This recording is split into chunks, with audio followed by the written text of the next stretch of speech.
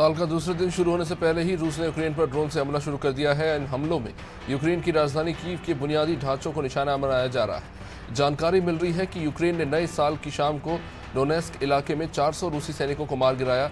इसकी पुष्टि रूस ने भी की है।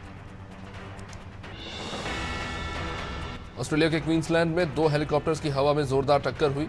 इस हादसे में 4 लोगों की दर्दनाक मौत हो गई और 3 लोग बुरी तरह जख्मी हो गए। घायलों को बाद में इलाज के लिए नजदीकी अस्पताल में भर्ती कराया गया।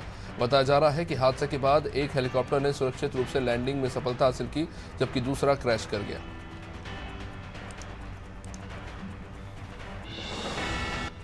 दुबई जाने की प्लानिंग कर रहे शराब प्रेमियों के लिए खबर है, जहां शराब बिक्री को लेकर यूएई सरकार ने पहली बार एक बड़ा फैसला लिया है। शाही परिवार के आदेश पर सरकार की ओर से अल्कोहल की बिक्री पर लगाए जाने वाले 30% टैक्स को खत्म करने का ऐलान किया गया है और शराब लाइसेंस के लिए भी वसूले जाने वाली मोटी फीस को खत्म कर दिया गया है। शाही अल मखतूम परिवार की ओर से यह फैसला दुबई में टूरिज्म को लेकर लिया गया। इसराइल और सीरिया के बढ़ते तनाव के बीच इसराइली सेना ने सोमवार सुबह सीरिया की राजधानी के अंतर्राष्ट्रीय हवाई अड्डे पर मिसाइलें दागी। सीरियाई सेना ने बताया कि इस हमले में 2 सैनिकों की जान गई है, जबकि 2 लोग घायल बताए जा रहे हैं। इस घटना के बाद हवाई अड्डे को अस्थायी रूप से बंद कर दिया गया है।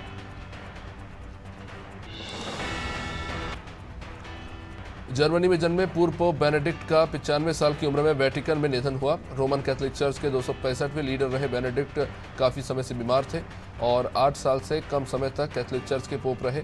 2013 में 1415 के बाद इस्तीफा देने वाले पहले पोप थे। कनाडा ने हाल ही में चीन से आने वाले हवाई यात्रियों पर कोविड संबंधी प्रतिबंध लगाए हैं। इसके अलावा America, UK, Bharat, France, Japan, Italy से लेकर स्पेन, मलेशिया, ताइवान और दक्षिण कोरिया ने भी चीन से आने वालों के लिए अनिवार्य रूप से कोविड नेगेटिव रिपोर्ट समेत कई कोविड से संबंधित प्रतिबंध लगाए हैं। चीन में कोविड संक्रमण के मामले तेजी से बढ़ रहे हैं। दिल्ली में रविवार को हुए भयावह सड़क दुर्घटना और उसके 13 किलोमीटर तक स्कूटी सवार युवती का शव कार से घसीटे जाने के मामले में पुलिस ने पोस्टमार्टम के लिए मेडिकल बोर्ड के गठन के लिए सरकार को पत्र लिखा है। बताया जा रहा है कि इस मामले में शव का पोस्टमार्टम और ऑटोप्सी रिपोर्ट की तैयारी का काम 3 डॉक्टरों का मेडिकल बोर्ड करेगा।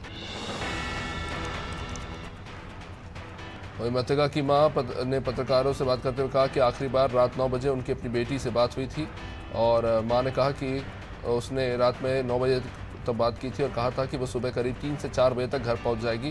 पीड़िता की मां का कहना है कि उनकी बेटी शादियों में इवेंट प्लानर का काम करती थी। वो परिवार में अकेली कमाने वाली सदस्य थी। आप विधायक दुर्गेश पाठक ने इस मामले में दिल्ली पुलिस और उपराज्यपाल पर निशाना साधा है। उन्होंने कहा कि देश की राजधानी क्राइम सिटी बन चुकी। दिल्ली में बेटियां सुरक्षित नहीं हैं और एलजी साहब कानून व्यवस्था की जिम्मेदारी छोड़कर राजनीति कर रहे हैं।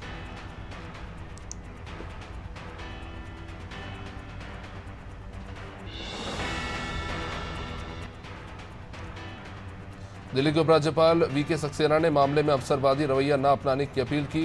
उन्होंने कहा कि कंझावला सुल्तानपुरी में हुई अमानवीय घटना से मेरा सर शर्म से झुक जाता है और दोषियों के राक्षसी असंवेदनहीनता से स्तब्ध है। मैं इस पूरे हादसे की मॉनिटरिंग दिल्ली पुलिस कमिश्नर के साथ कर रहा हूं और आरोपियों को गिरफ्तार कर लिया गया है। घटना के सभी पहलुओं की जांच की जा रही है। मृतका को इंसाफ दिलाने के लिए सुल्तानपुरी थाने के बाहर बड़ी संख्या में लोग पहुंच गए। इस बीच आप विधायक राखी बिड़ला की गाड़ी से भी तोड़फोड़ हुई।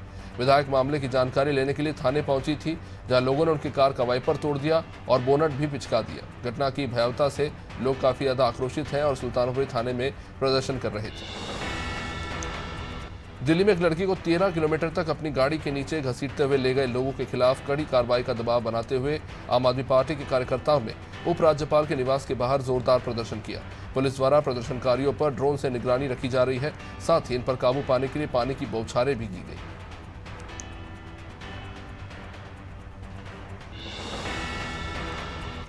कंझावला मामले में मृतक लड़की का मौलाना आजाद अस्पताल में पोस्टमार्टम किया जा रहा है। मेडिकल बोर्ड के द्वारा गठित सीनियर डॉक्टर्स इसमें शामिल हैं। कंझावाला केस में 5 आरोपियों को कोर्ट ने 3 दिन की पुलिस रिमांड पर भेजा है। हालांकि पुलिस ने कोर्ट से 5 दिनों की रिमांड मांगी थी।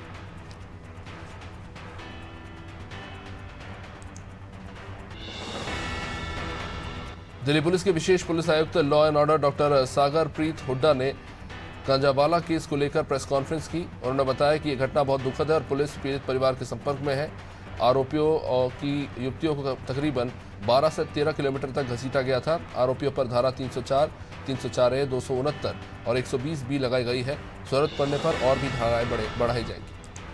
वहीं हुड्डा ने घटना के बारे में बताया कि लड़की को 12 किलोमीटर तक घसीटा गया था। गाड़ी की फॉरेंसिक जांच भी करवाई जा रही है। जांच फिलहाल शुरुआती दौर में है और इसके अलावा पोस्टमार्टम के बाद मौत की असली वजह स्पष्ट हो पाएगी।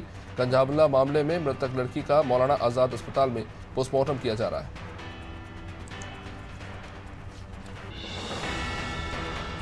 मुख्यमंत्री अरविंद केजरीवाल ने सोमवार सुबह ट्वीट कर मामले को शर्मनाक बताया। उन्होंने कहा कि कंझावला में हमारी बहन के साथ जो हुआ वो बेहद दुखद और शर्मनाक है। अब उम्मीद करते हैं कि दोषियों को कड़ी से कड़ी सजा दी जाएगी।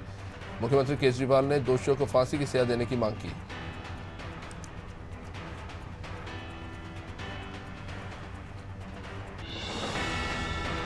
दिल्ली में एक कार के द्वारा महिला को टक्कर मारने के बाद उसे 12 किलोमीटर तक घसीटते चले जाने की मौत को लेकर मुख्यमंत्री केजरीवाल ने कहा कि दोषी भले ही जितने रसूख वाले हों, उन्हें फांसी की सजा होनी चाहिए। उन्होंने कहा कि यह बेहद शर्मनाक घटना ये दुर्लभतम यानी कि रेयरेस्ट अपराधों की श्रेणी में आता है।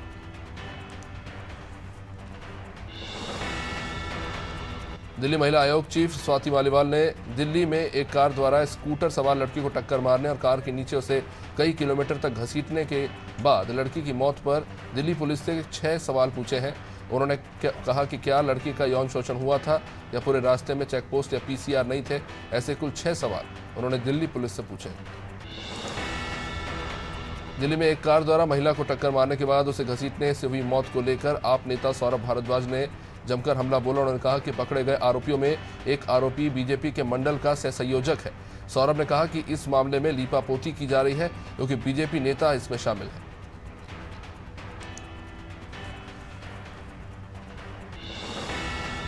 दिल्ली में एक स्कूटर सवार युवती को एक कार के नीचे 4 किलोमीटर तक घसीटे जाने के बाद युवती की मौत हो गई।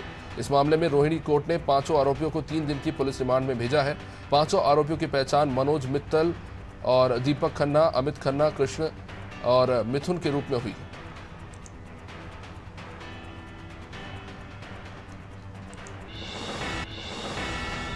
सुप्रीम कोर्ट ने केंद्र सरकार द्वारा 2016 में 500 और 1000 के पुराने नोट बंद करने के फैसले को वैध बताया है। कोर्ट ने नोटबंदी के फैसले को चुनौती देने वाली याचिकाओं को खारिज करते हुए कहा कि यह फैसला पलटा नहीं जा सकता। कोर्ट ने कहा कि केंद्र ने आरबीआई से सलाह लेने के बाद ही नोटबंदी की थी।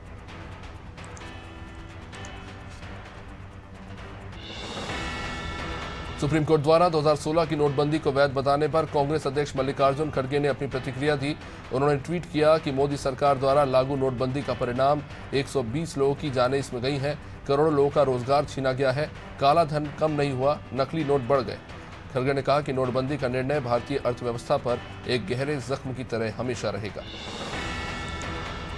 वहीं बीजेपी नेता रविशंकर प्रसाद ने सुप्रीम कोर्ट द्वारा 2016 की नोटबंदी को वैध करार दिए जाने के बाद कहा कि राहुल गांधी ने नोटबंदी के खिलाफ अभियान चलाया था, तो क्या अब वो देश से माफी मांगेंगे।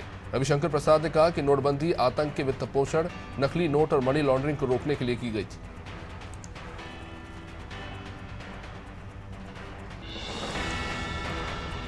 सुप्रीम कोर्ट की जस्टिस बीबी नागरत्ना ने कहा कि आरबीआई ने 2016 की नोटबंदी को लेकर अलग से अपना दिमाग नहीं लगाया। उन्होंने कहा कि इसे लेकर आरबीआई से राय मांगी गई थी और महज 24 घंटे के अंदर फैसला ले लिया गया। सुप्रीम कोर्ट की पीठ ने 4-1 के बहुमत से नोटबंदी के पक्ष में फैसला सुनाया।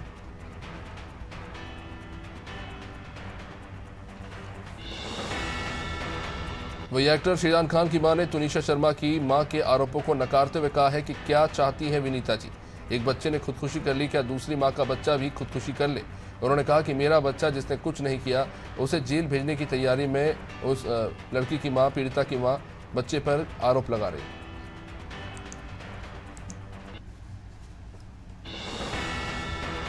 अमरोहा में नगर निकाय चुनाव को लेकर आम आदमी पार्टी के पदाधिकारियों और कार्यकर्ताओं ने ओबीसी आरक्षण दिलवाने को लेकर जिला अधिकारी को ज्ञापन सौंपा। इसी के साथ आप पार्टी के जिला अध्यक्ष रूपचंद ने कहा कि नगर निकाय चुनाव में संवैधानिक प्रक्रियाओं का पालन करके आयोग बनाकर सर्वे करवाकर आरक्षण लागू कराना था। अगर सरकार ने संवैधानिक प्रक्रियाओं का पालन करते हुए निकाय चुनाव में ओबीसी का आरक्षण लागू नहीं किया तो पार्टी आंदोलन करेगी।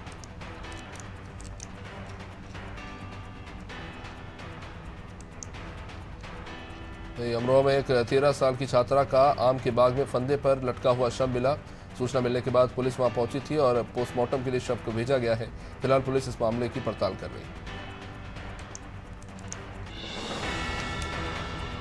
अयोध्या में प्रधानमंत्री की आत्मनिर्भर बनने की पहल से प्रेरणा लेकर 2 छात्राओं ने चाय की दुकान खोली है। ऐसा नहीं है कि किरण को नौकरी का ऑफर नहीं मिला, लेकिन कम पैसा मिलने के कारण खुद का काम करने का इन्होंने तय किया है। इन्होंने बताया कि उनके माता पिता भी कॉस्मेटिक की दुकान पर काम करते हैं और उनकी दिक्कतों को इन लोगों ने देखा है। नए साल के अवसर पर पुलिस ने चेहरों पर मुस्कान बिखेरी। पुलिस ने लगभग 12 लाख कीमत के गुम हुए मोबाइलों को उनके स्वामियों को लौटाया। पुलिस अधीक्षक दिनेश सिंह ने बताया कि सर्विलेंस सेल की मदद से लोगों के गुम हुए इन मोबाइलों को बरामद किया गया है, जो अब उन लोगों को लौटाया जा रहा है जिनके मोबाइल गुम गए थे।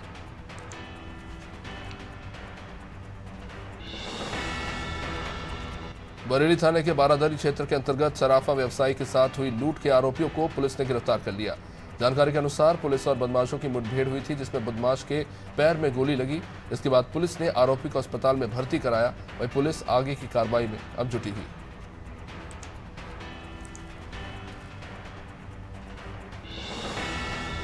भदोही में कलेक्ट्रेट में महारक्तदान शिविर का आयोजन किया गया, जिसमें पुलिस विभाग, कलेक्ट्रेट और जनपद के कई लोगों ने रक्तदान किया।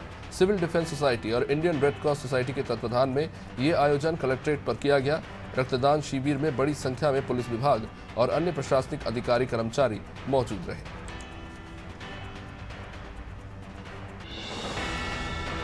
बिजनौर में यूपी डायल 112 ने कैंप लगाकर लोगों को जागरूक किया। डायल 112 के पुलिसकर्मियों ने डायल 112 के महत्व को बताते हुए पैम्पलेट बांटे और बच्चों को भी टॉफियां दी। बताया कि किसी भी समय कोई भी परेशानी होती है तो यूपी डायल 112 आपकी सेवा में तत्पर है।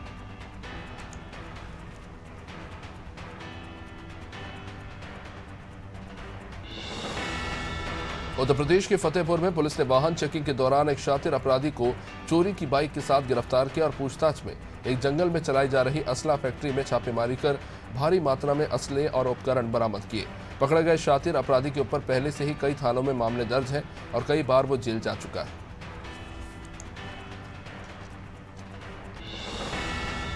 हमीरपुर में 24 घंटे से लापता महिला का शव जंगल की झाड़ियों में पड़ा मिला।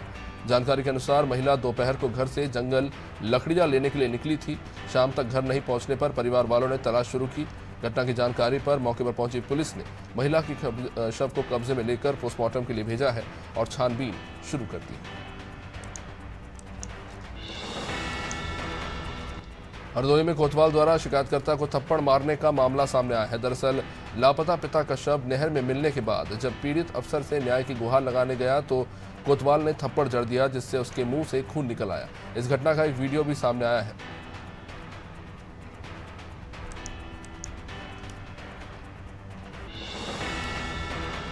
कांग्रेस नेता राहुल गांधी की भारत जोड़ो यात्रा लगातार जारी है, जिसमें शामिल होने के लिए हरदोई से पदाधिकारियों का एक जत्था गाजियाबाद के लिए रवाना हुआ। जिलाध्यक्ष आशीष कुमार सिंह सोमवंशी ने बताया कि राहुल गांधी के साथ सभी कार्यकर्ता प्रेम सद्भावना के संदेश को लेकर घर घर तक पहुंचाने के लिए जुटे हुए हैं।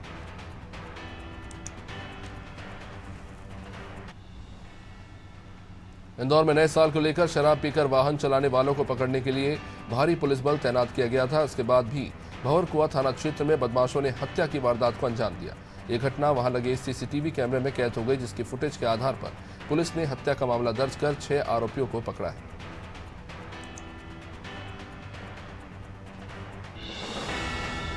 जवेरा में एक युवक को सेल्फी लेना महंगा पड़ गया। सेल्फी लेते समय युवक नदी में जा गिरा, जिससे उसकी मौत हो गई।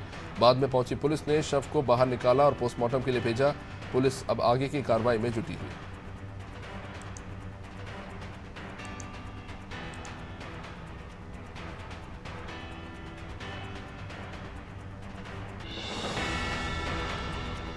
हल्द्वानी में आशियानों की लड़ाई की गूंज अब काशीपुर में भी गूंजने लगी है।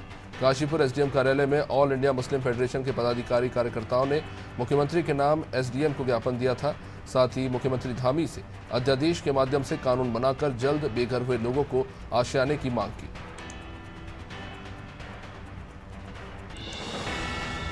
कौशाम्बी में तेज रफ्तार बाइक अनियंत्रित होकर गड्ढे में पलट गई, जिससे बाइक सवार 3 युवक गंभीर रूप से घायल हो गए। स्थानीय लोगों ने सभी घायलों को जिला अस्पताल में भर्ती कराया। इलाज के दौरान एक युवक की मौत हो गई। पुलिस ने शव को कब्जे में लेकर पोस्टमार्टम के लिए भेजा है और कार्रवाई शुरू की।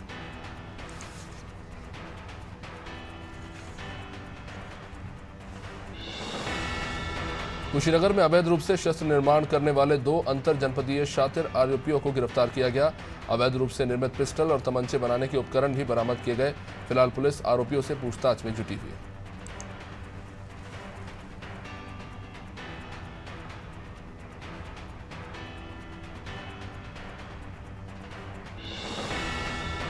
और संभल से जहां कलेक्ट्रेट सभागार बहजोई में डीएम मनीष बंसल की अध्यक्षता में उत्तर प्रदेश विधान परिषद सदस्य पद के लिए राजनीतिक दलों के साथ एक बैठक का आयोजन किया गया।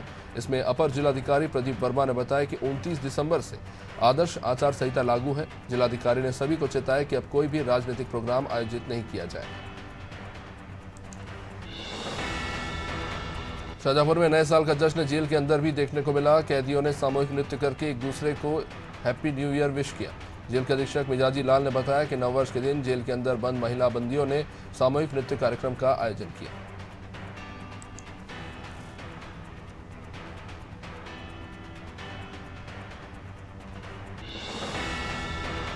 भटियागढ़ थाना अंतर्गत केरबना चौकी के केरबना ग्राम में एक व्यक्ति की नींद में डूबने से मौत हो गई। शख्स को मिर्गी के दौरे पड़ते थे जो नदी के पास शौच करने गया था। इसी दौरान अचानक दौरे पड़े जिससे वो नदी में डूब गया और उसकी मौत हो गई। 36 साल का रमसू अहिरवार केरबना गांव में रिश्तेदार के घर गया था।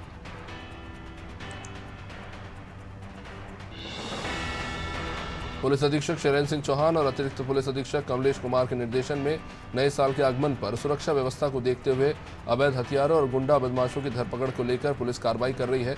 मेगांव में पुलिस ने 11 देशी कट्टों के साथ कुल 3 आरोपियों को गिरफ्तार किया। पुलिस ने इन आरोपियों के पास से भारी मात्रा में कारतूस भी बरामद किए। कटिया तहसील मुख्यालय स्थित श्री लवखेड़ी हनुमान मंदिर में 1 जनवरी रविवार से शुरू हुई 9 दिवसीय संगीतमय श्री राम कथा के दूसरे दिन भी अंचल के सैकड़ों श्रद्धालुओं ने कथा का श्रवण किया। दूसरे दिन कथा की शुरुआत होने से पहले 9 दिवसीय कथा के यजमान भगवान सिंह कंवर ने व्यासपीठ का पूजन करते हुए कथावाचक साध्वी परमेश्वरी दीदी को तिलक लगाकर कथा की शुरुआत की। जबलपुर के जिला अस्पताल विक्टोरिया में उस वक्त हड़कंप मच गया जब आधारताल थाना क्षेत्र के 25 आर्म्स एक्ट का एक आरोपी राहुल ठाकुर पुलिस मेडिकल जांच कराने के जिला अस्पताल विक्टोरिया जिसे लाई थी, पुलिस की हथकड़ी से ही हाथ छुड़ाकर फरार हो गया। इसके बाद जिला अस्पताल में हड़कंप की स्थिति बन गई। बाद में पुलिसकर्मियों ने आला अधिकारियों को इसकी जानकारी दी। कांग्रेस ने 2023 के चुनाव में नया साल नई सरकार का दावा किया तो उधर कमलनाथ को भावी मुख्यमंत्री बनाने वाले पोस्टर भी जारी कर दिए। इस पर बीजेपी के प्रदेश अध्यक्ष विष्णुदत्त शर्मा ने निशाना साधा। शर्मा ने कहा कि सपने कोई भी देख सकता है लेकिन मुख्यमंत्री बनाने का फैसला जनता करेगी।